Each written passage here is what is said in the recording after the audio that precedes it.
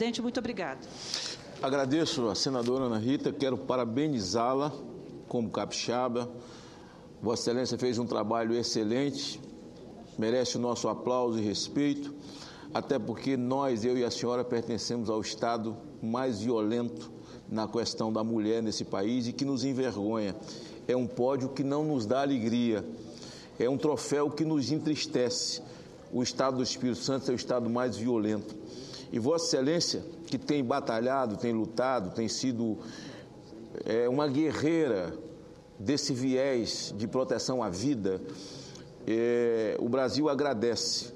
E ver Vossa Excelência entregar um relatório além de fazer proposições, porque isso é absolutamente normal, mas com projetos de lei encaminhados a serem votados e com um trabalho contundente, porque CPI, eu presidi a CPI do narcotráfico e a CPI da pedofilia, duas CPIs de muito resultado para o país, e Vossa Excelência fala desse acompanhamento da presidente Dilma, quando nós até alteramos o 240 do Estatuto da Criança, que criminalizou a posse do material pornográfico, o presidente Lula sancionou de imediato e produziu para o governo do Brasil, no governo dele, 7 prêmios da ONU, por causa do cuidado com a criança.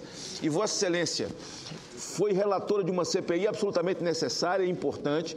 O que Vossa Excelência produziu, que foi apresentado, votado hoje aqui, e que certamente nós desfrutaremos para o futuro, Vossa Excelência, eu falo em nome da população do nosso Estado nesse momento, lhe homenageio.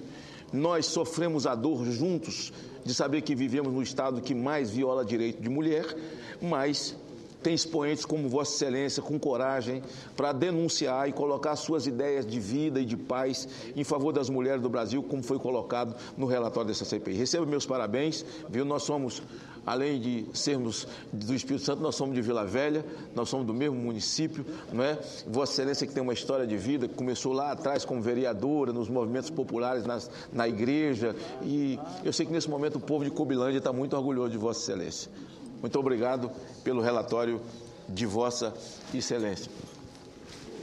Eu gostaria de fazer um registro, o senador Cristóvão Buarque, enquanto Vossa Excelência se dirige à tribuna, e depois será o sobrinho do pastor do senador Benedito, que vai à tribuna, o sobrinho.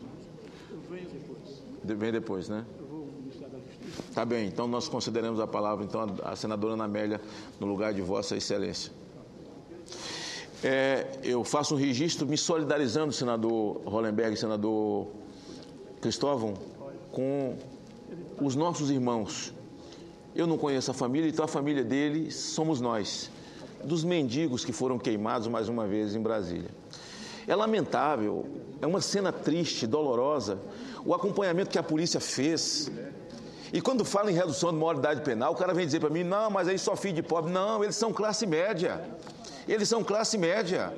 A menina de 17 anos que jogou a gasolina, que assumiu de uma forma corajosa, até impetuosa, é filha de um policial federal que tem um padrão de vida diferenciado. Jogaram gasolina, queimaram os mendigos dormindo. Se eles foram enterrados como indigentes, senador Hollenberg, eu não vi se a família apareceu, eu não sei, mas eles eram meus irmãos, era a minha família, é a família do Brasil, de todos nós. Brasília, que conviveu com a queima do índio Galdino, e que os algozes de Galdino estão nas ruas hoje, adultos, e fizeram isso acreditando já na crença desse famigerado texto do Estatuto da Criança e do Adolescente, que de criança não tem nada, são homens travestidos de criança, cometendo crimes bárbaros, é o que me faz, mais uma vez, vir ao Senado revelar minha indignação quando aquela menina, senador Cristóvão, 17 anos de idade, que pode ser mãe, sabe, pode ser mãe, estrutura formada, sabe o que estava fazendo, planejaram o crime. A polícia mostrou todos os passos deles, chegando no posto, comprando, entrando no carro e se dirigindo ao local onde, de forma deliberada, planejaram queimar os nossos irmãos publicamente, dormindo numa madrugada fria. Fica aqui a minha repulsa, a minha indignação e, mais uma vez, a pergunta: até quando vamos conviver com isso? Até quando nós vamos conviver com uma nação cobrando, implorando, pedindo redução de maioridade penal, e nós convivendo com meia dúzia de pessoas que viajam na maionese, que põem esse texto debaixo da perna, que sentam em cima dele, que faz força para que nada aconteça. Eu espero que o governo, os ministros do governo tenham visto essa cena. É uma cena comum, acontece todos os dias no Brasil, mas essa foi debaixo do nariz do Planalto aqui, essa semana. Que faça o governo refletir sobre os milhares de brasileiros que são mortos, assassinados de forma fria por homens travestidos de criança e que ninguém toma nenhuma providência. O crime, a vida está banalizada. Perdemos todas as referências. Por isso, se tem algum familiar desses mendigos, receba a minha solidariedade. Alguma coisa absolutamente doloroso. E mais uma vez, para o Brasil, eu falo, revelando, aliás, o apóstolo Paulo disse, não vos conformeis com este mundo. Esta é a hora da indignação dos justos. Os justos nesse país precisam se indignar. Nós não podemos conviver com manchete todo dia de homens e mulheres travestidos de criança, assassinando, matando, cometendo barbaridades, e nós assistindo essa cena calados. Senador Cristóvão Buarque. Senador Magno Malta, eu ia, na abertura do meu discurso, fazer uma referência a isso. O tema do discurso é outro. Mas fico feliz que o senhor tenha tomado a iniciativa, com a sua sensibilidade. Eu fico constrangido, com vergonha de ser senador da cidade onde isso acontece. Eu era governador quando houve aquela terrível queima, assassinato bárbaro do índio Pataxó. Eu lembro que eu parei o exercício das atividades do governo durante quase uma semana, indo de escola em escola para discutir onde é que nós erramos. Lembro até que eu dizia, olha, Brasília é como se fosse um avião. Eu sou o piloto desse avião. Onde é que eu, como piloto, errei ao ponto de jovens queimarem uma pessoa na parada de um ônibus? E permitiu-se grandes discussões ali com aqueles meninos que hoje já devem ser bem adultos. Outra vez a gente vê isso. E não é só a segunda, já teve outras vezes que não se conseguiu ao grau desse, mas se fez maltratos a mendigos, a pessoas de rua. Eu não sei onde é que nós erramos. Eu sei que o Brasil inteiro tem um grau de violência, o Brasil inteiro tem maldade, São Paulo tem tido, não é a única cidade, a minha, mas, de qualquer maneira, nós precisamos pensar o que é que nós estamos fazendo de errado com os jovens de classe média no Distrito Federal, que eles cometem isso. Porque todos esses crimes foram por jovens de classe média e alta. Os pobres até se matam, perdidos na droga, até assaltam para encontrar o sustento, cometem crimes, mas não tem havido queimar pessoas vivas. Isso é uma tragédia que tem que ser vista como de toda a cidade. E eu insisto que defensor de que não se deve reduzir a maioridade penal, mas reconheço quem tem que debater o assunto. E na linha que o senhor propõe, é uma linha que valia a pena a gente debater. Não precisa reduzir, na minha maneira de pensar, talvez aí seja a única diferença, por lei para todos. Mas pode-se autorizar uma instância, por exemplo, juízes, de que declarem que certas pessoas com menos de 18 anos devem ser tratadas como maior de idade.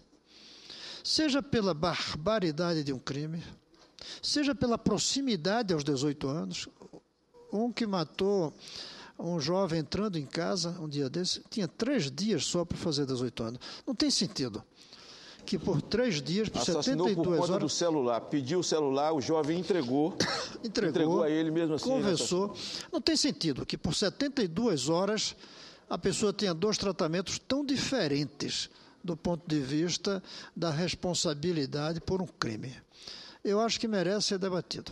Continuo achando que não é reduzir a maioridade penal, mas é entender que existem especificidades, tanto de crime como de idade.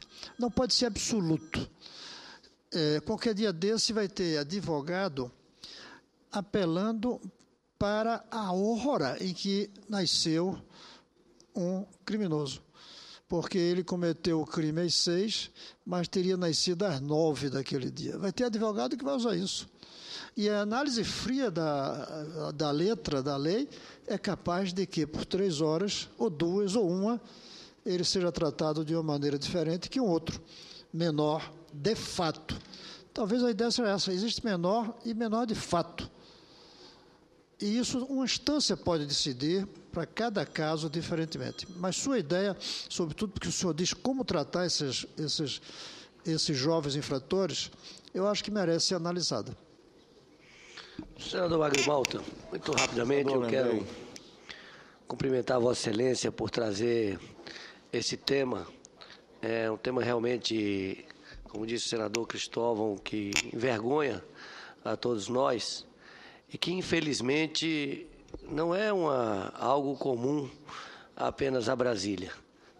Nós temos alguns casos simbólicos que, infelizmente, aconteceram na nossa cidade, mas volta e meia nós temos um relato de algo parecido em diversas cidades brasileiras, mostrando um desprezo à vida cada vez maior e uma ampliação da violência nas cidades do distrito do país, de uma forma geral. E eu penso que isso está a merecer efetivamente uma reflexão mais profunda, não apenas na questão não apenas discutindo as questões da legislação em relação à maioridade penal, sua redução ou não, mas a efetivação de políticas públicas para a juventude que efetivamente transformem esse país. Políticas de educação, políticas de qualificação profissional, políticas de emprego, políticas de cultura, de esporte, de lazer, enfim, políticas que criam um novo ambiente, porque nem todo lugar do mundo é assim. E nós temos que refletir sobre isso, sobre o que fazer para que possamos promover uma cultura de paz no nosso país e possamos ter condições melhores para a nossa juventude em todo o Brasil. Mas eu cumprimento Vossa Excelência por trazer a indignação nesse momento a esse episódio vergonhoso e lamentável. Eu agradeço Vossa Excelência, agradeço o senador Cristóvão. Eu acho que o debate vai tomando corpo e é necessário no país. É verdade que o que aconteceu em Brasília está acontecendo no Brasil inteiro, é como se a vida tivesse banalizada. Nós estamos recebendo isso como se nada tivesse acontecendo no país. Mas dizer a Vossa Excelência o seguinte: a gente é pai, não é? Quem é que não sabe como criar um filho? E todo mundo sabe que para criar filho você tem que estabelecer limite. Você tem que dar educação a ele, tem que botar ele na escola para ele aprender, ganhar conhecimento. Você tem que colocar ele para praticar esporte, tem que levar ele para a igreja, você tem que ensinar ele a amar o pai, amar a mãe, respeitar os vizinhos, respeitar os colegas, mas você tem que impor limite para ele, porque senão você vai pagar o preço. A Bíblia diz que um filho sem correção é vergonha do seu pai e decepção da sua mãe. Provérbio de Salomão. Ora, nós temos que fazer isso mesmo que o senador Hollenberg falou. Temos que investir no conhecimento, tem que investir em educação, tem que investir na juventude, mas é preciso estabelecer limite. É preciso estabelecer limite. E a minha proposta, quem sabe nós estamos falando a mesma coisa, eu e o senador Cristóvão Buarque, estamos falando a mesma coisa. Mas a minha proposta é o seguinte: qualquer um que cometer crime com natureza hedionda. Olha só, quando você compra gasolina e queima um ser humano, se isso não for crime hediondo, isso é o quê? Então, crime com natureza hedionda, porque há um elenco de crime que não é hediondo. Perca-se a menoridade, seja colocado na maioridade, pagar as penas da lei. Você sai de casa de forma deliberada, planeja comprar 2 litros de gasolina e queimar um ser humano que dorme. E um ser humano a quem a vida negou tudo, porque não estava dormindo na cama, não tinha um cobertor, não estava debaixo de um teto. E aí o sujeito, daqui a pouco, ela só tem 17 anos, filha de um policial federal, de um agente federal. Será que ela não recebeu orientação em casa? Recebeu, acredito sim que recebeu. A educação, pai e mãe tentaram impor a educação, sim. Mas ela fez isso porque já é uma adulta. Sabe o que faz, sabe o que pensa, sabe planejar. Aliás, fisicamente está preparada para ser mãe.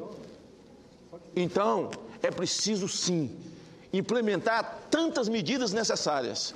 Mas o limite, quem é que cria filhos sem limite? O limite é preciso colocar.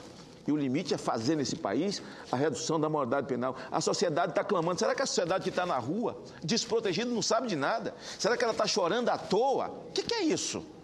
Ela sabe por que está clamando por redução de maioridade penal. Passo a palavra ao senador Cristóvão.